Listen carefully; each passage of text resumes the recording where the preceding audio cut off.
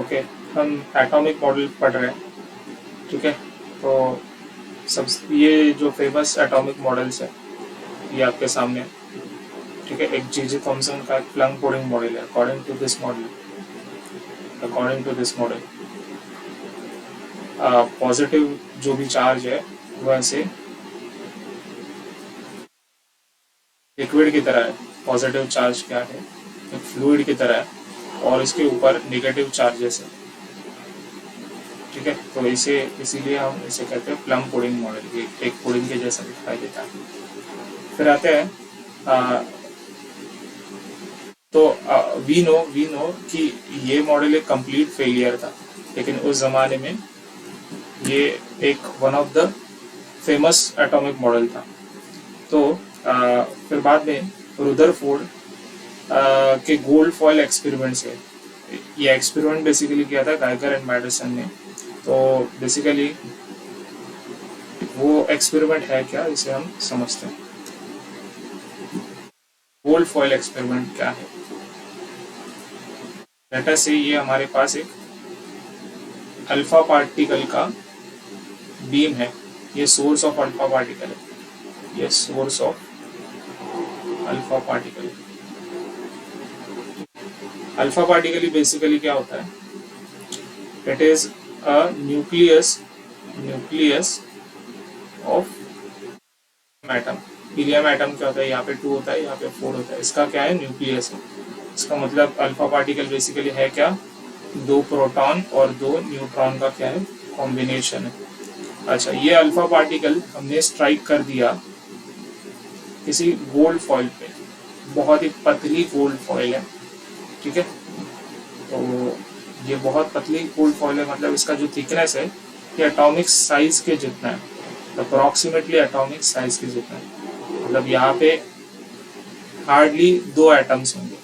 ठीक है, ऐसा क्या है, इतना पतला ये गोल्ड फॉइल। तो रुदरफोर्ड का एक्सपेरिमेंट क्या था? जैसे हमने ये अल्फा पार्टिकल इस गोल्ड फॉइल पे स्ट्राइक कर दिया और यहाँ पे कुछ पैटर्न्स ऑब्जर्व किए, स्क्रीन पे कुछ पैटर्न्स ऑब्जर्व किए, तो इसमें से जो भी है most of the alpha particle आर पार हो गए। मोस्ट ऑफ द मतलब कितना? आई थिंक 99.9% अल्फा पार्टिकल क्या हो गए? आर पार हो गए। ठीक है, और कुछ क्या हो गए? कुछ स्कैटर्ड हो गए ऐसे विद स्कैटरिंग एंगल 5। तो बचे कितने? लेटर से बचे हैं 0.1 है ना, 1% अल्फा पार्टिकल बचे। उसमें से भी कई सारे जो अल्फा पार्टिकल्स है वो 180 डिग्री रिफ्लेक्ट बैक हुए। ठीक है, तो ये एक्सपेरिमेंट से उन्होंने एक कंक्लूजन निकाला। रुदरफोर्ड ने एक कंक्लूजन निकाला। एक्सपेरिमेंट से कंक्लूजन क्या निकला? कंक्लूजन ये निकला, नंबर वन कंक्लूजन निकला कि most of the space of atom is empty, क्योंकि ये 99% क्या हो गए? आर पार हो गए। Therefore most of the space of atom is empty. और दूसरा जो कंक्लूजन है कि ये जो 180 डिग्री जो भी पार्टिकल्स रिफ्लेक्ट किए, इसका मतलब whole mass of atom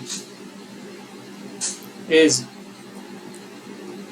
supposed to be concentrated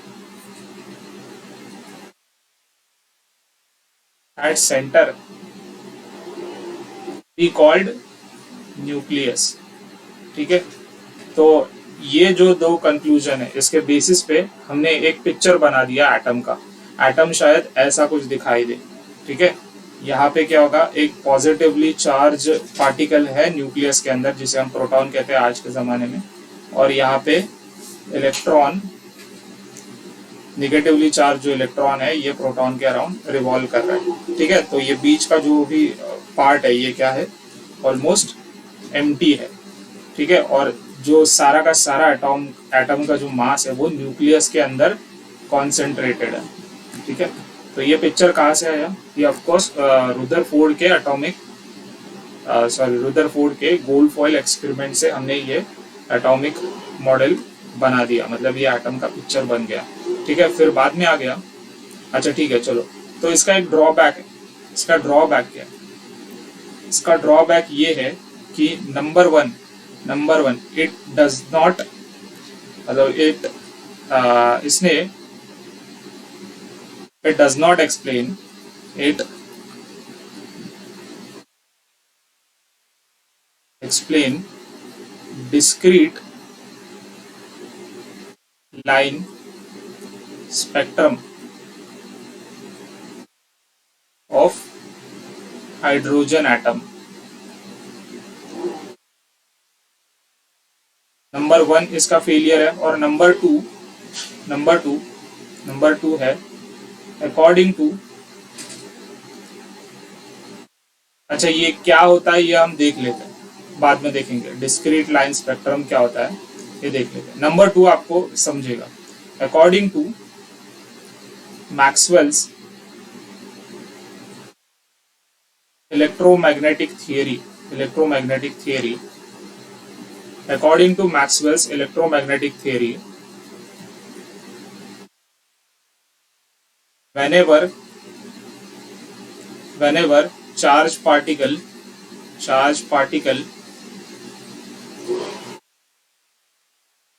is accelerated, then it loses its energy. ये कॉन्सेप्ट अपने को पता है मैक्सवेल के इलेक्ट्रोमैग्नेटिक थ्योरी से। अगर इस कॉन्सेप्ट को हम रुदरफोर्ड के एटॉमिक मॉडल में अप्लाई करते हैं, रुदरफोर्ड का एटॉमिक मॉडल कैसे दिखाई देता है? कुछ ऐसे दिखाई देता है। ठीक है, तो ये जो इलेक्ट्रॉन है, ये इलेक्ट्रॉन प्रोटॉन के अराउंड सर्कुलर मोशन कर रहा है, और सर्कुलर मोशन का फ्रेम एक एक्सेलरेटेड फ्रेम होता है, क्योंकि सेंट्रीपिटल फोर्स होता है ना, ये सेंट्रीपिटल फोर्स होता है। That means electron is in accelerated frame, therefore electron must lose its energy। और अगर एनर्जी इलेक्ट्रॉन लूज करेगा तो ये क्या होना चाहिए? स्पाइरल पाथ में ऐसे प्रोटॉन के अंदर गिरना चाहिए। अब यहाँ से ये न्यूक्लियस के अंदर जब इलेक्ट्रॉन गिरेगा तब क्या होगा? विस्फोट हो जाएगा। ठीक है, बहुत बड़ा धमाका होगा। तो ऐसा होता है क्या? अगर ऐसा होगा तो वी नेवर एग्जिस्ट ना, वी नेवर एग्जिस्ट, क्योंकि हम एटम से मिलके बने तो हम फट तो नहीं जाते। That means atom is quite stable. ठीक है, तो एटम अगर स्टेबल है, इसका मतलब, इसके दो मतलब निकलते हैं, या तो मैक्सवेल की इलेक्ट्रोमैग्नेटिक थियरी रॉन्ग है, या फिर रुदरफोर्ड का एटॉमिक मॉडल रॉन्ग है।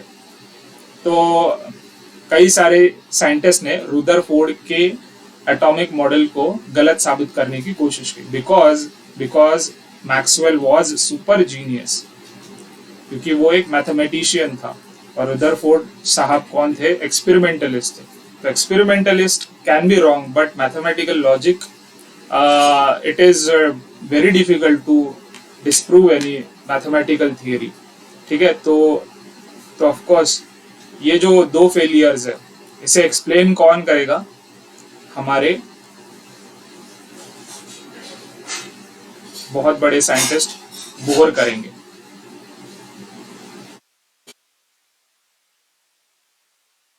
हाँ, of course after bore atomic model, मतलब इनके भी कुछ फेलियर्स होंगे, तो इसीलिए श्रोडिंजर आ जाएंगे, उन फेलियर्स को नलीफाई कर देंगे, और हाइजेनबर्ग आ जाएंगे। ठीक है, तो ये जो मॉडल है ये basically purely quantum mechanical model है, और बोर एटॉमिक मॉडल जो है वो सेमी क्लासिकल है, सेमी क्लासिकल मॉडल है। ठीक है, या फिर आप सेमी क्वांटम भी कह सकते हो इसे। ठीक है, तो पहले बोर एटॉमिक मॉडल समझते हैं। बोर एटॉमिक मॉडल समझने से पहले हमें ये जो है, ये जो पहला पहला डीमेरिट है रुदरफोर्ड का atomic model, discrete line spectrum of hydrogen atom. ये क्या होता है इसे हम देख लेते हैं। ठीक है, discrete line spectrum of hydrogen atom. से पहले स्पेक्ट्रोस्कोपी एक ब्रांच है फिजिक्स का, स्पेक्ट्रोस्कोपी एक ब्रांच है फिजिक्स का। उसमें हम क्या करते हैं, रेडिएशन और मैटर का इंटरैक्शन हम स्टडी करते हैं। सबसे पहला जो फेमस एक्सपेरिमेंट स्पेक्ट्रोस्कोपी का किया था वो था सर आइजैक न्यूटन ने किया था। ठीक है, सर आइजैक न्यूटन ने किया था। तो क्या किया था उन्होंने, ये हमने व्हाइट लाइट यहाँ पे स्ट्राइक कर दिया। व्हाइट लाइट जब भी स्ट्राइक करते हैं तो वी नो अपने को कितने कलर्स मिलते हैं, 7 कलर्स मिलते हैं, है ना, विद ग्योर।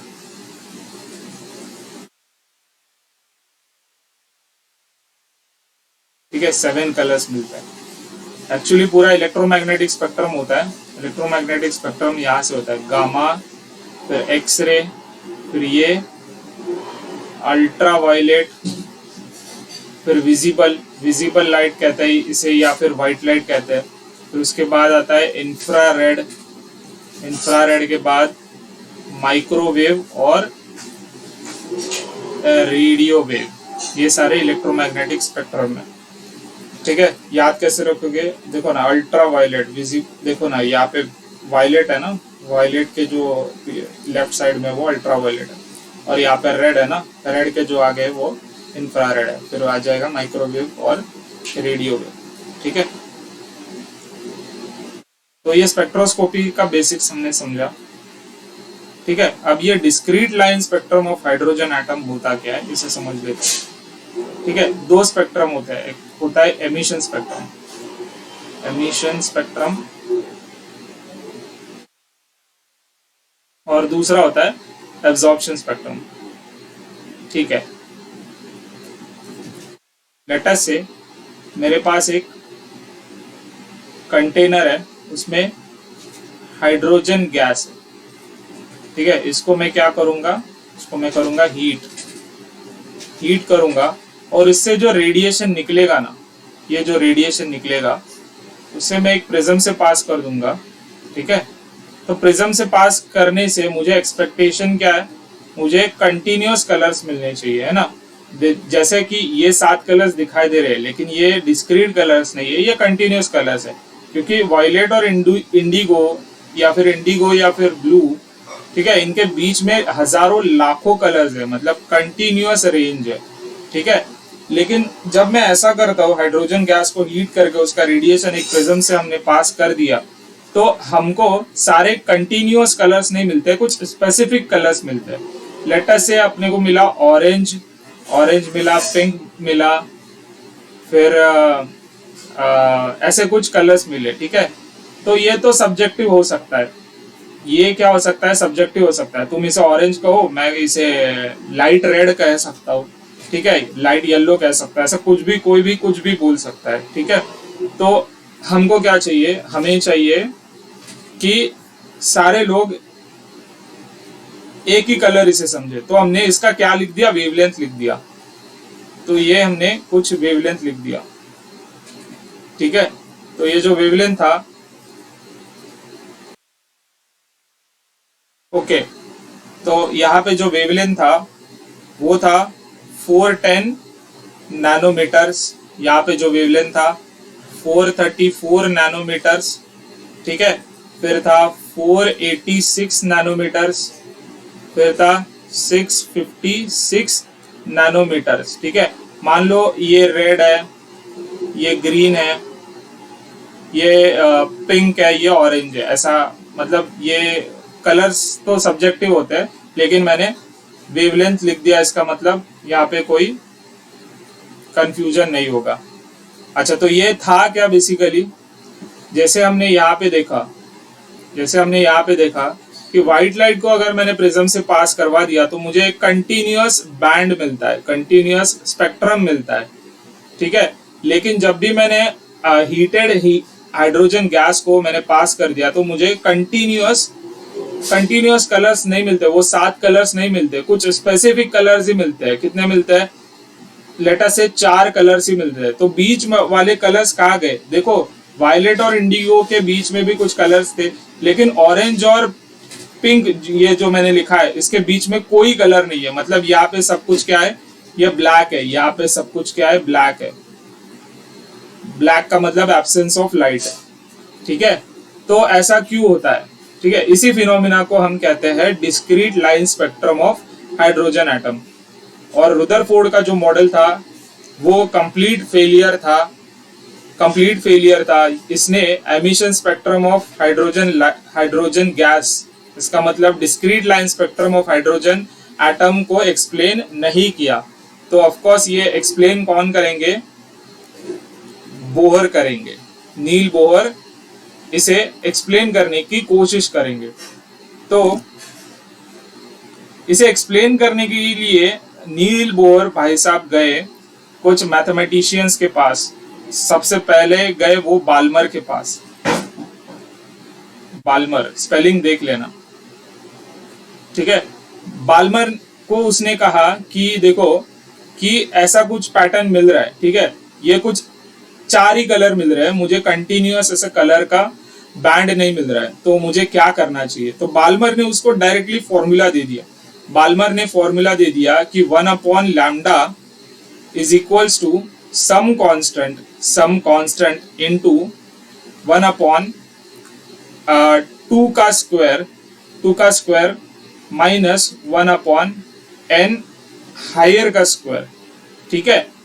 अब ये जो n हायर है ना, ये n higher it is greater than 2 है, ठीक है। अब n हायर की जब मैं वैल्यू 3 लेता हूं, ठीक है, तो मुझे ये कलर मिलता है। कौन से?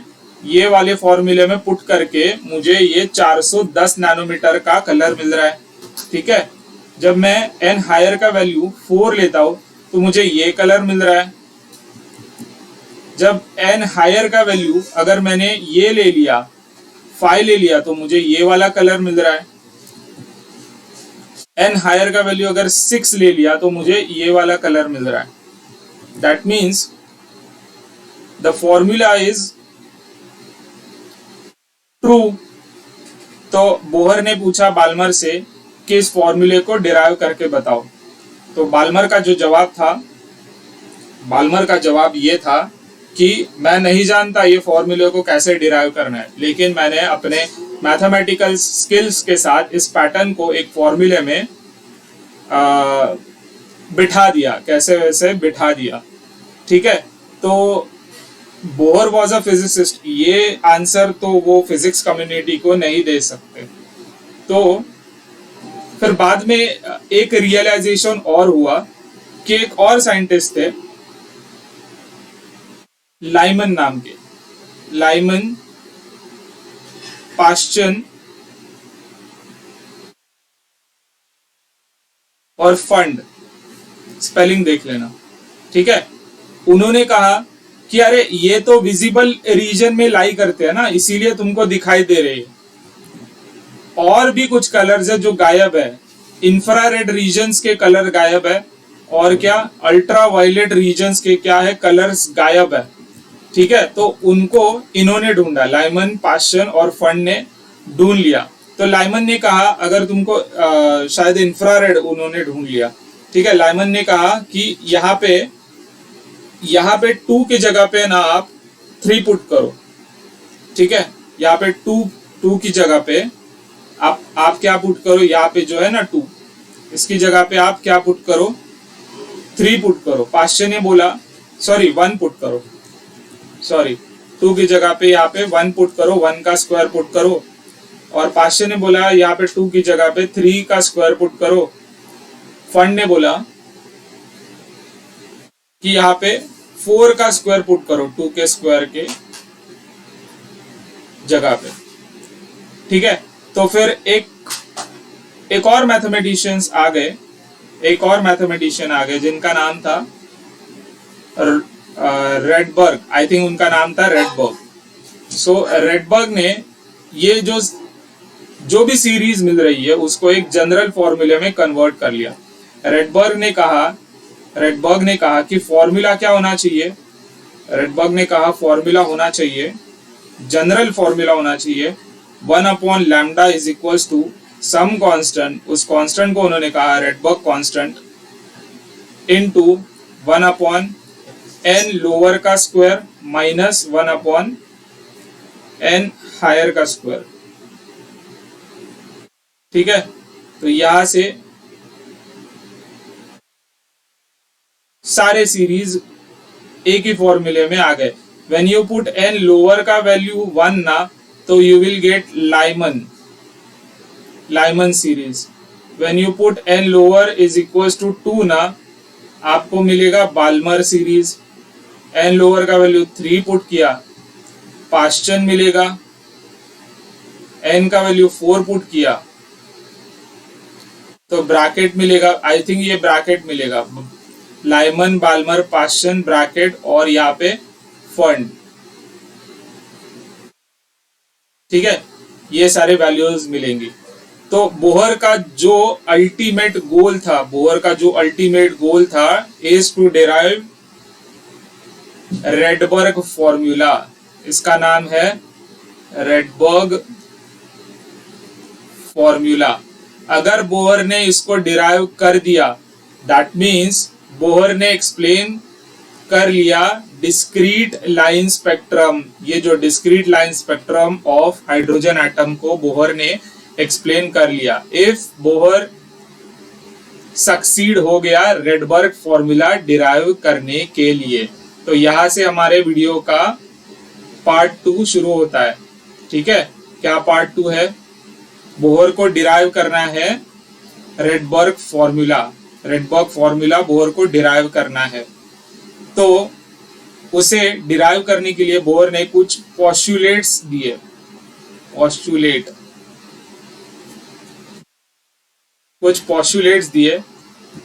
नंबर 1 पोस्टुलेट क्या है? नंबर 1 पोस्टुलेट, 3 पोस्टुलेट दिए, टोटल 3 पोस्टुलेट दिए।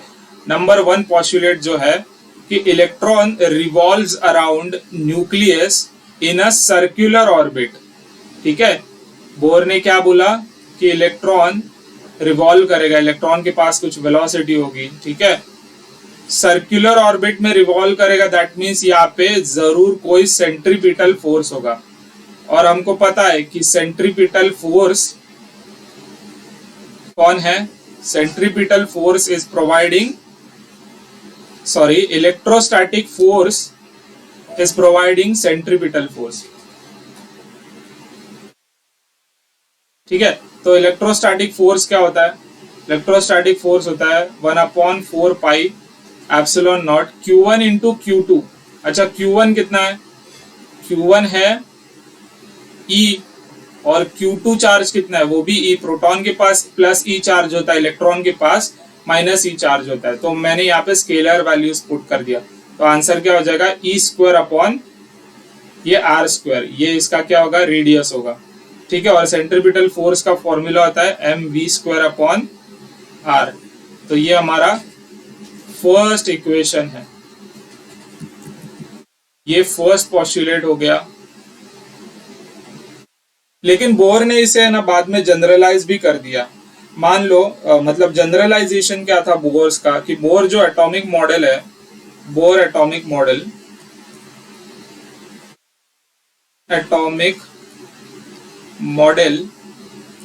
is applicable to hydrogen like species,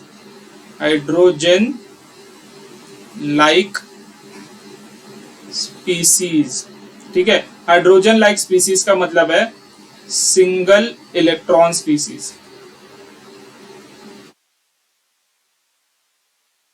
अब ये सिंगल इलेक्ट्रॉन स्पीसीज क्या है देख लेते हैं, पहले इसे देख लेते हैं, फिर बाद में पोस्टुलेट्स पे आ जाएंगे। जैसे फॉर एग्जांपल हीलियम एक हाइड्रोजन लाइक एटम नहीं है, लेकिन उसे हाइड्रोजन लाइक बना सकते हैं हम। देखो हीलियम में होता क्या है, 2 प्रोटॉन होते हैं, 2 न्यूट्रॉन होते हैं और 2 इलेक्ट्रॉन होते हैं। ठीक है, ये क्या है हीलियम, यहाँ पे 2 यहाँ पे 4। अगर मैंने ये वाले इलेक्ट्रॉन को है ना एनर्जी दे के उड़ा दिया, ठीक है, तो ये क्या बन जाएगा, यहाँ पे 2 प्रोटॉन रहेंगे और 2 न्यूट्रॉन रहेंगे, ये बन गया न्यूक्लियस। और यहाँ पे क्या होगा, सिंगल इलेक्ट्रॉन होगा, मतलब हीलियम के ऊपर क्या आ जाएगा, प्लस चार्ज आ जाएगा। तो हीलियम प्लस क्या है, ये हाइड्रोजन लाइक है, हाइड्रोजन लाइक है। सिमिलरली हाइड्रोजन लाइक एक और एग्जांपल है लिथियम प्लस का, लिथियम प्लस प्लस का। लिथियम प्लस प्लस भी क्या है, हाइड्रोजन लाइक है। लिथियम प्लस प्लस में कितना होगा, एक सिंगल इलेक्ट्रॉन होगा। प्रोटॉन की संख्या कितनी होगी, 3 प्रोटॉन्स होंगे, है ना, और 3 इलेक्ट्रॉन होता है, तो 2 उड़ा दिए, तो ये लिथियम प्लस बन गया। फिर एक होता है हाइड्रोजन का आइसोटोप, एक होता है हाइड्रोजन का आइसोटोप जिसे हम ड्यूटेरियम कहते हैं। हाइड्रोजन बेसिकली क्या होता है, हाइड्रोजन एक प्रोटॉन होता है और यहाँ पे एक सिंगल इलेक्ट्रॉन होता है। हाइड्रोजन को हम ऐसे लिखते हैं H11, ठीक है। फिर इसका एक आइसोटोप होता है H12 जिसे हम क्या कहते हैं, ड्यूटेरियम कहते हैं। ड्यूटेरियम स्पेलिंग देख लेना।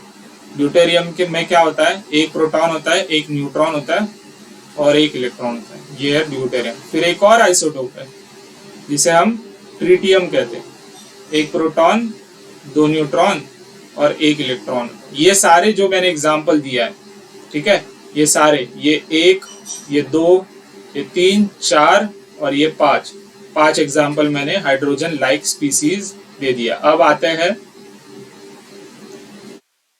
पॉस्टुलेट्स पे, ठीक है। तो ये रहा इक्वेशन नंबर 1, पॉस्टुलेट नंबर 1। तो पॉस्टुलेट नंबर 2 क्या है, postulate, let me check recording हो रहा है या नहीं।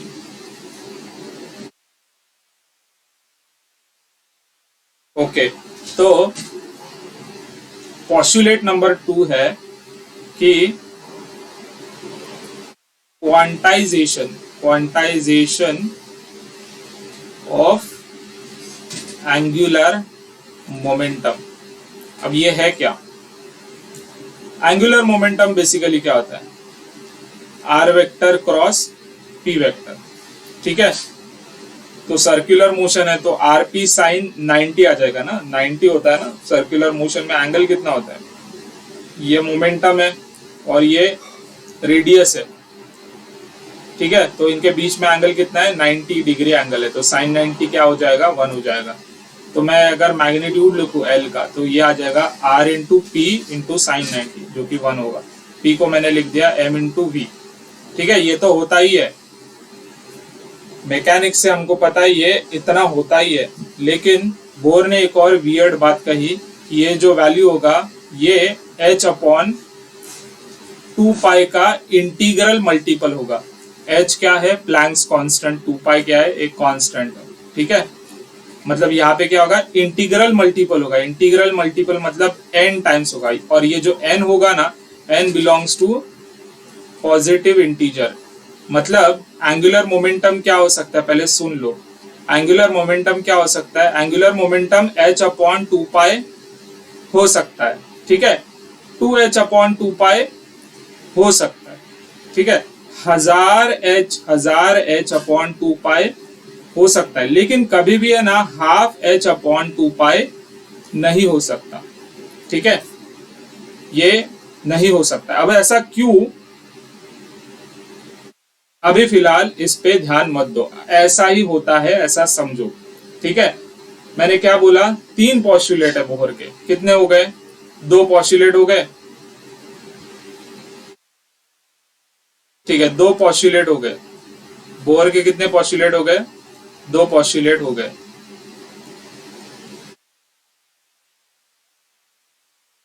लेकिन तीसरे पॉस्टुलेट से पहले हम पढ़ेंगे, क्या पढ़ेंगे, कॉन्सिक्वेंस पढ़ेंगे, consequence of quantization of angular momentum. देखो ना, क्वांटाइजेशन का मतलब क्या होता है, ये किसी फिक्स वैल्यू पे, क्वांटाइज्ड वैल्यू पे, क्वांटाइज्ड का मतलब फिक्स वैल्यू पे होता है। बाद में आपको पता चलेगा, इसको हम कहते हैं principal quantum number, principal quantum number. ये तो फिजिक्स में कहते हैं, मैथ्स में ये क्या है, एक पॉजिटिव इंटीजर है बस। ठीक है, अब ये consequence of quantization of angular momentum मतलब क्या, सेकंड पॉस्टुलेट क्या है, चलो देख लेते हैं। ठीक है, तो यहाँ पे देखो, ये आर का ये वैल्यू और ये स्क्वायर वाला वैल्यू कट हो जाएगा। ठीक है, यहां से मैंने ना सेकंड पॉस्टुलेट से मैंने v का डिस्क्रीट वैल्यू ले लिया। v का वैल्यू होता है h अपॉन 2 पाई। ठीक है, और यहाँ पे क्या आ जाएगा, ये r अपॉन m नीचे चले जाएंगे। ठीक है, तो यहाँ पे होगा r और ये m, ये हो गया क्या, v का वैल्यू। अब ये जो v का वैल्यू है ना, मैंने इसमें डाल देना है। ठीक है, तो क्या आ जाएगा, इससे ये आ जाएगा देखो m इंटू वी स्क्वायर क्या है, H square upon 4 pi square upon क्या, अपॉन यहाँ पे आर स्क्वायर होगा और यहाँ पे एम स्क्वायर होगा, बराबर क्या 1/4 पाई एप्सिलॉन नॉट, है ना। यहाँ पे मैंने z लिख दिया। z क्यों लिख दिया, क्योंकि number of protons can be anything ना, हमने देखा ना, नंबर ऑफ प्रोटॉन्स यहाँ पे 2 हो सकते हैं या फिर 2 से ज्यादा हो सकते हैं, तो मैंने z टाइम्स लिख दिया यहाँ पे। ठीक है, तो यहाँ पे क्या आ जाएगा, ये ई स्क्वायर, यहाँ पे ई स्क्वायर, यहाँ पे z और ये क्या था, ये r बचा था। ठीक है, अब ये वाला जो r है यहाँ पे जाके मल्टीप्लाई हो जाएगा और डिनोमिनेटर से कैंसिल हो जाएगा, तो ऊपर क्या बचेगा, एक सिंगल r बचेगा। ठीक है, तो मैंने यहाँ पे लिख दिया, यहाँ पे गया ना वो r। ठीक है, यहाँ पे ये r स्क्वायर गया था, तो ये और ये कट हो जाएगा, तो बचेगा सिंपल क्या, r बचेगा। तो r इंटू, ठीक है, और क्या कट क्या हो रहा है, कट हो रहा है ये 4 पाई कट हो गया, ये 4 कट हो गया और पाई का एक स्क्वायर कट हो गया। ठीक है, तो आंसर आ जाएगा, ये एप्सिलॉन क्या हो जाएगा, यहाँ से मल्टीप्लाई हो जाएगा, तो m h स्क्वायर यहाँ पे एप्सिलॉन आ जाएगा। ठीक है, और नीचे ये दोनों चले जाएंगे, ये दोनों नीचे चले जाएंगे, तो ई स्क्वायर और यहाँ पे z होगा, है ना, और बचा क्या है, यहाँ पे पाई बचा है और क्या m स्क्वायर ना, m स्क्वायर था, तो यहाँ का ये चला जाएगा। ठीक है, तो ये m चला जाएगा, तो नीचे m बचेगा। ठीक है, और क्या बचा है, आई थिंक इतना ही है, और n कुछ बचा है, अरे यहाँ पे n भी होता है ना, यहाँ पे n भी होता है।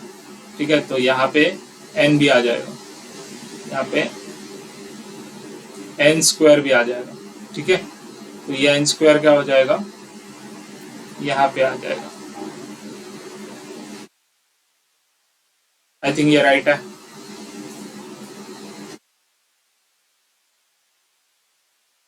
ओके, ये राइट है। ठीक है, अब ये सारे वैल्यूज क्या है, ये सारे कांस्टेंट वैल्यूज है। ठीक है, तो कांस्टेंट वैल्यूज है, तो मैंने इसे क्या लिख दिया, आर नॉट लिख दिया, और यहाँ पे n square upon Z square होगा। ये क्या हो गया, रेडियस का फॉर्मूला आ गया, वेयर आर नॉट को अगर आप कैलकुलेट करेंगे वो आ जाएगा 0.513 समथिंग, ऐसा कुछ आता है, 513 एंगस्ट्रॉन्ग आ जाएगा, एंगस्ट्रॉन्ग में आ जाएगा। ओके, तो हाँ, तो कॉन्सिक्वेंस क्या है, सेकंड पोस्टुलेट का कॉन्सिक्वेंस है कि रेडियस जो है, रेडियस मतलब रेडियस क्या हो सकता है, देखो यहाँ पे अगर एक प्रोटॉन होगा, z टाइम्स प्रोटॉन होगा, यहाँ पे इलेक्ट्रॉन होगा। ठीक है, तो इसका जो रेडियस होगा ना वो r0 हो सकता है। ठीक है, फॉर हाइड्रोजन एटम की बात करते हैं, चलो फॉर हाइड्रोजन एटम की बात करेंगे तो z का वैल्यू क्या आ जाएगा, 1 आ जाएगा। ठीक है, तो ये r0 हो सकता है, ये 2r0 हो सकता है, देखो ये 2r0 हो सकता है, इसका ऑर्बिट 3r0 हो सकता है, 1000r0 हो सकता है, लेकिन कभी भी है ना, कभी भी क्या, ये जो हाफ r0 है ना, हाफ r0, ये जो वैल्यू है ये कभी भी नहीं होगा। तुम समझ रहे हो, that means consequence of second postulate क्या है? कॉन्सिक्वेंस ऑफ सेकंड पॉस्टुलेट क्या है कि रेडियस का वैल्यू कुछ भी नहीं होगा, रेडियस का वैल्यू भी क्या होगा? क्वांटाइज होगा। Because of angular momentum is quantized, radius is also quantized. अगर रेडियस क्वांटाइज्ड है तो वेलोसिटी भी क्या आ जाएगा? क्वांटाइज्ड आ जाएगा। यहाँ से देख लीजिए, तो यहाँ पे मैंने रेडियस का अगर वैल्यू लिख दिया, ठीक है, यहाँ से डायरेक्टली लिख रहा हूँ, यहाँ पे आ जाएगा h/2 और यहाँ पे m था, ठीक है, और यहाँ पे n होगा और रेडियस 1/रेडियस लिखा है ना, तो रेडियस का वैल्यू कितना है? h²ε0e²πm, ठीक है, और नीचे क्या आ जाएगा? यहाँ पे n² होगा और ऊपर z होगा, तो n से ये वाला n कैंसिल हो जाएगा, तो वेलोसिटी का भी क्या हो गया? n के टर्म्स में आंसर आ गया। वेलोसिटी का n के टर्म्स में आंसर आ गया, तो वेलोसिटी हो जाएगा h(e²). अच्छा, ये वाला h और ये वाला h का स्क्वायर कट हो जाएगा, ठीक है, तो ऊपर h नहीं आएगा, ये h गया, ये h गया, तो नीचे क्या बचेगा? यहाँ पे ε0 होगा, यहाँ पे h होगा, ठीक है, e² तो है ऊपर, ये h है बेसिकली, यहाँ पे 2 होगा, ठीक है, ये तो कांस्टेंट वैल्यू आ गए, फिर यहाँ पे z होगा, z, और यहाँ पे n होगा, ठीक है, तो वेलोसिटी का भी क्या आ गया? एक क्वांटाइज्ड वैल्यू आ गया, तो v बराबर क्या आ गया? सम कांस्टेंट, ये कांस्टेंट है, इनटू z/n, ये आ गया वेलोसिटी का फॉर्मूला।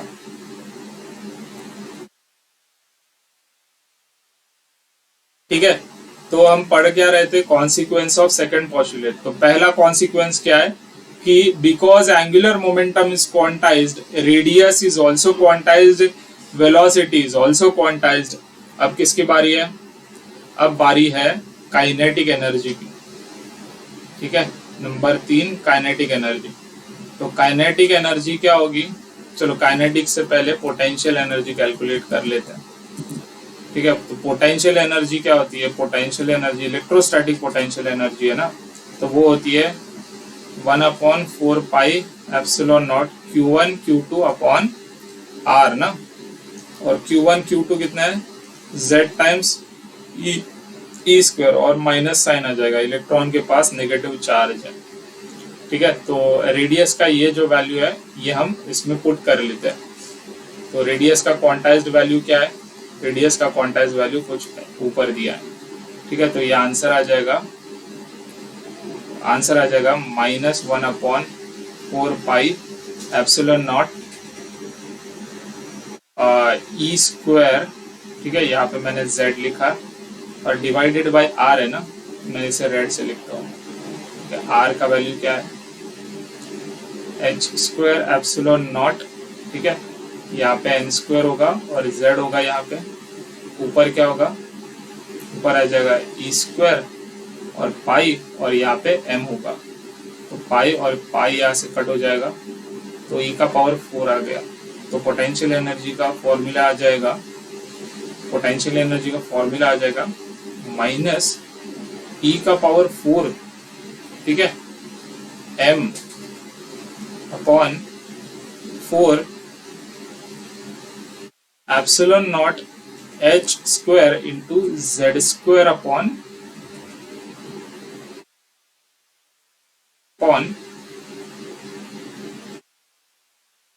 n² होगा, z² अपॉन n² होगा।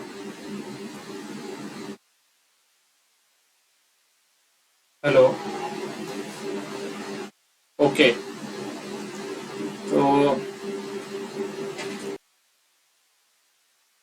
तो पोटेंशियल एनर्जी आ गया। अब हम लिखते हैं काइनेटिक एनर्जी। जब potential energy is also quantized, number 4 क्या है? Kinetic energy is also quantized. कैसे?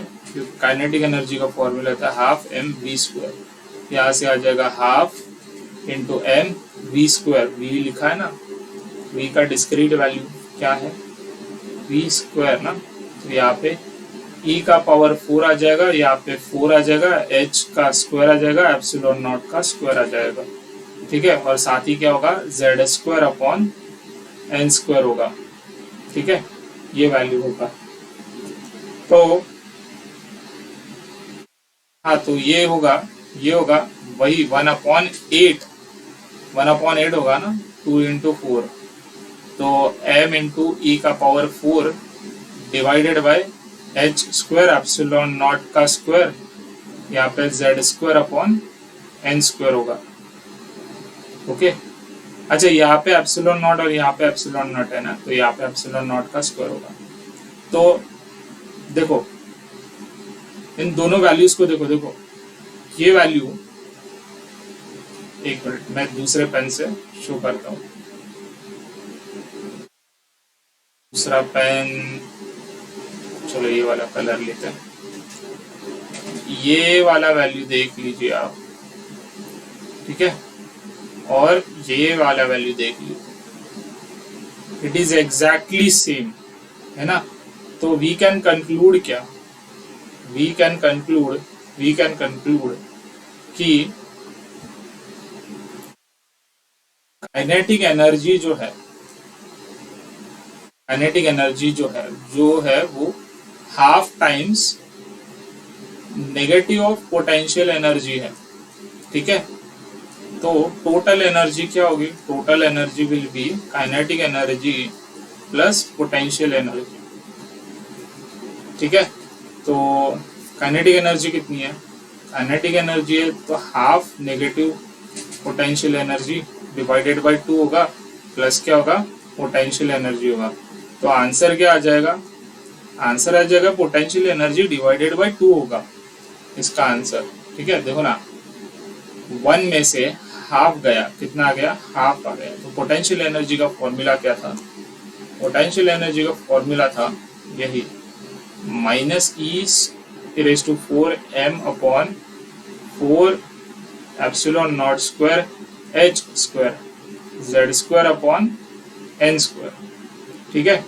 अब इसको सॉल्व करके जो आंसर आएगा वो जूल में आ जाएगा ना, आंसर क्या होगा जूल में आ जाएगा। तो मुझे जूल में नहीं चाहिए, मुझे क्या चाहिए इलेक्ट्रॉन वोल्ट में चाहिए, तो मैंने इसे इलेक्ट्रॉन से डिवाइड कर दिया, है ना। देखो ना वर्क क्या होता है, वर्क होता है चार्ज इंटू वोल्टेज, जो मैंने जूल को मैंने ये ऐसे लिख सकता हूँ, ठीक है। अगर मैं इलेक्ट्रॉन से डिवाइड कर देता हूँ तो इलेक्ट्रॉन का चार्ज कैंसिल होकर क्या आ जाएगा, आंसर वोल्ट में आ जाएगा, ठीक है। तो यही क्या होता है इलेक्ट्रॉन वोल्ट का डेफिनेशन होता है।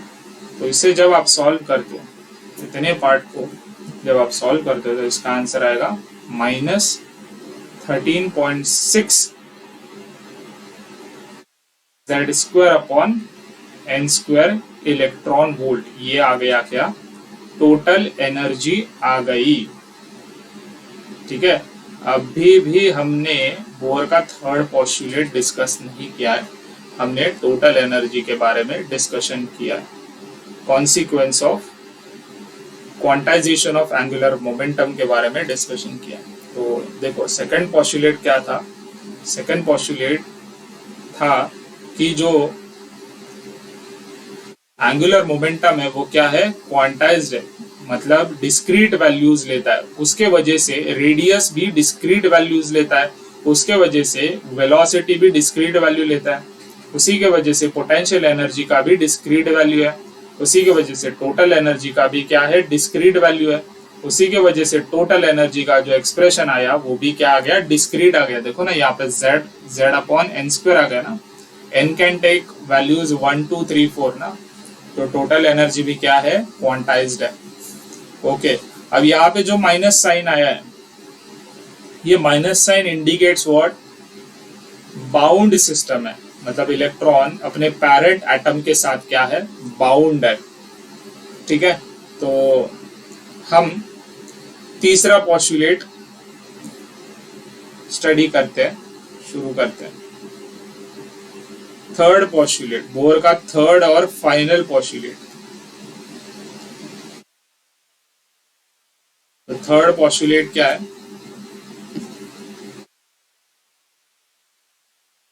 तीसरा पॉस्टुलेट है black colour, whenever electron jumps from higher atomic orbital to lower atomic orbital, ध्यान से सुनना, whenever electron jumps from higher atomic orbital to lower atomic orbital, it emits photon। Recording चालू है क्या? हाँ, whenever electron jumps, let us say ये कोई higher orbital है, ठीक है, और ये क्या है, कोई लोअर ऑर्बिटल है, ठीक है। मैं इसे थोड़ा सा आसान बना देता हूँ। या मान लो ये कोई हायर एटॉमिक ऑर्बिटल है, ये n हायर है, ये n लोअर है।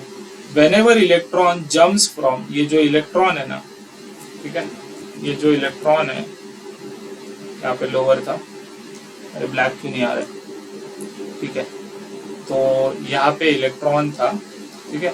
whenever electron jumps from higher atomic orbital to lower atomic orbital, ये क्या करेगा, एनर्जी एमिट करेगा in the form of photon. तो ये जो एनर्जी ऑफ फोटॉन होगी ना, ये होगी exactly equals to energy of higher atomic orbital minus energy of lower atomic orbital, ठीक है। अब हायर एटॉमिक ऑर्बिटल की एनर्जी क्या होती है, यही जो टोटल एनर्जी का एक्सप्रेशन है, होगा -13.6 z square upon n higher का square electron volts, minus of क्या, -13.6 z square upon n lower atomic orbital का जो n का वैल्यू है उसका स्क्वायर होगा, ठीक है। इसे सॉल्व करके आंसर आ जाएगा, यहाँ पे क्या हो जाएगा, ये प्लस हो जाएगा, ठीक है। तो 13.6 को मैंने कॉमन ले लिया, ठीक है, और क्या कॉमन आ सकता है, z स्क्वायर कॉमन आ सकता है, ठीक है। यहाँ पे होगा 1/n लोअर का स्क्वायर माइनस 1/n हायर का स्क्वायर इंटू क्या, z स्क्वायर आ गया। ये आ गया क्या, एनर्जी ऑफ फोटॉन, ठीक है। यही क्या है, थर्ड पॉस्टुलेट है बोर एटॉमिक मॉडल का।